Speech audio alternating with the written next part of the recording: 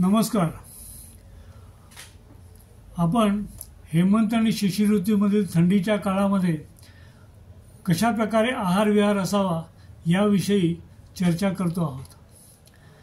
या विषयात आणखीन एक गोष्ट विशेषाने सांगावं लागतं ते म्हणजे हा काळ उत्तम प्रकारे खाण्याचा आहे, तसंच हे दिवस उष्ण पदार्थ खाण्याचेही आहेत.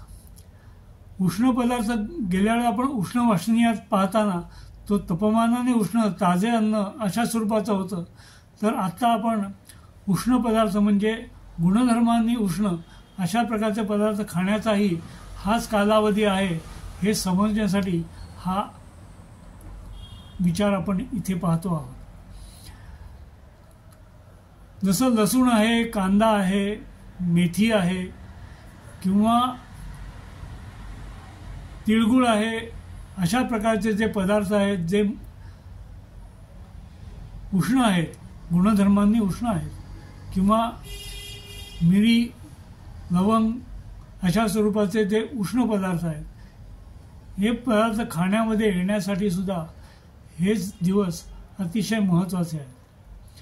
त्यामुळे उष्ण वासनीयात त्याबरोबर उष्णवीर्य असणारे पदार्थ खाणं हे या दिवसामध्ये आवश्यक असतं. किंबहुना आहारामध्ये जो वीर्य हा शब्द येतो तो मुळी उष्ण या स्वरूपामध्येच येतो. शीतवीर्य आणि उष्णवीर्य असे दोन महत्त्वाचे भेद आहार द्रव्यांमध्ये केले जातात. त्याच्यामध्ये उष्ण द्रव्याचे पदार्थ या दिवसामध्ये खाणं हे या दिवसामध्ये आपण करू शकतो.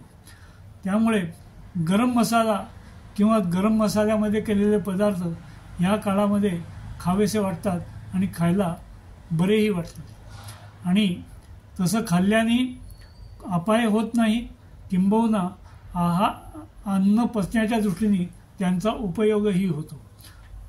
नमस्कार.